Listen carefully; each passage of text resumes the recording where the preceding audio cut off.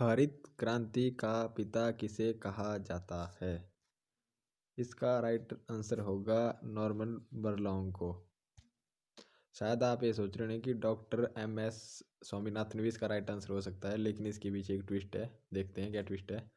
जो doctor MS. Swaminath को जो है भारत की हरित क्रांति का पिता कहा जाता है, और यहाँ पे भारत का नहीं पूछा गया था, यहाँ पे पूछा गया था कि सिर्फ हरित क्रांति के पिता किसे कहा जाता है। तो राइट आंसर होगा हमारा नॉर्मन बोरलॉग को हरित क्रांति का पिता कहा जाता है।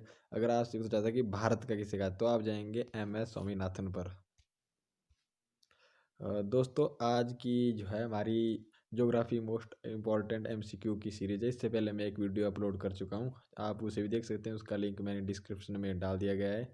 और हम इसमें ना जितने भी एग्ज़ाम से ज्योग्राफी के एमसीक्यू पूछ जाते हैं, हम वो इसमें डिस्कशन करेंगे, और इन्हीं से जो है हर एग्ज़ाम में जो है एमसीक्यू पूछे जाते हैं। इसके लिए इसकी अगर आपको पीडीएफ चाहिए होती तो वो व्हाट्सएप ग्रुप में मिल जाएंगी। चलिए तो शुरू करते हैं आगे का क्वेश्चन।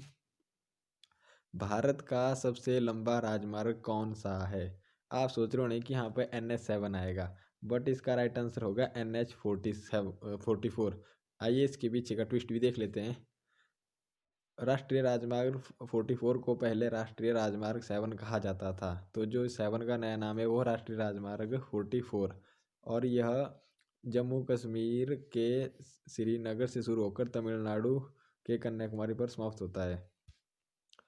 भारत का सबसे बड़ा कॉफी उत्पादक राज्य कौन सा है? इसका राइट आंसर होगा कर्नाटका।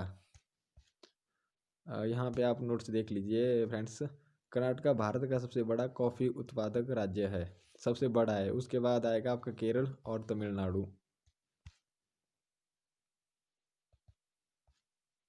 भारत में एकमात्र मटमैला ज्वालामुखी किस स्थान पर है? इसका राइट आंसर होगा बाराटोंग द्वीप पर।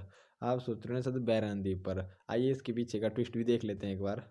भारत में एकमात्र मटमैला ज्वालामुखी अंडमान और निकोबार द्वीप के बाराटांग द्वीप में स्थित है। इसे स्थानीय भाषा में जल की भी कहा जाता है। आपने याद रखना है, जल की। ट्विस्ट देख लेते हैं इसके साथ।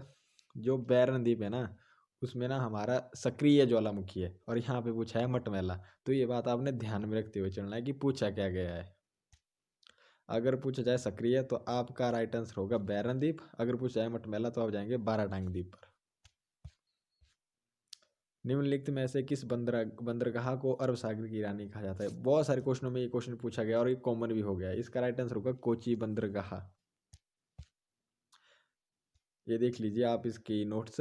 केरल का कोची बंदरगाह एक प्राकृतिक बंदरगाह, यह वेम्बनाड के कायल में स्थित है। भारत की सर्वाधिक सीमा किस देश के साथ लगती है? इसका राइट आंसर है बांग्लादेश के साथ भारत की सबसे अधिक सीमा लगती है।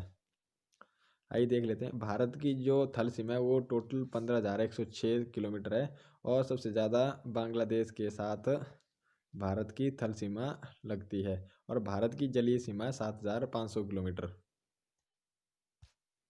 निम्नलिखित में से भारत में ही उत्पन्न होने वाली सबसे लंबी नदी कौन है? इसका राइट आंसर है गंगा। सबसे लंबी नदी भारत में ही उत्पन्न होने वाली गंगा, और पानी के आधार से सबसे बड़ी नदी है ब्रह्मपुत्र। भारत के स्थलाकृति मानचित्र किस संगठन द्वारा बनाए जाते हैं? इसका राइट आंसर है भारत सर्वेक्षण विभाग द्वारा भारत के स्थलाकृति मानचित्र बनाए जाते हैं। राजस्थान के कुल क्षेत्रफल का कितना प्रतिशत हिस्सा थार मरुस्थल में स्थित है? 60% हिस्सा इसका राइट आंसर है। भारत का सबसे बड़ा नमक उत्पादक राज्य कौन सा है? गुजरात। भारत में अधिकतर किस प्रकार के वन पाए जाते हैं? Most important question. उष्णकटिबंधीय पर्णपाती वन भारत में पाए जाते हैं। दोस्तों, तो ये थी आज की geography most important MCQ part 2, और नेक्स्ट वीक इसका पार्ट 3 भी आ जाएगा। अगर आपको यह वीडियो अच्छी लगी है तो कमेंट ज़रूर करें और लाइक शेयर भी करें। और इसकी नेक्स्ट पार्ट 3 आएगा अगले संडे को, तो वीडियो की नोटिफिकेशन आप तक इस पहुँचे तो इसके लिए जो है चैनल को सब्सक्राइब कर दें। और अगर आपको इसकी पीडीएफ चाहिए तो नीचे डिस्क्रिप्शन में व्हाट्सएप ग्रुप का लिंक दिया हुआ है, आप व्हाट्सएप ग्रुप ज्वाइन कीजिए और मुझे मैसेज कीजिए, तो मैं आपको इसकी पीडीएफ भी दे दूंगा। और अगर आपको कुछ कन्फ्यूज़न है तो भी आप कमेंट करें, मैं इसका राइट आंसर आपको ज़रूर दूंगा। Thank you for watching friends.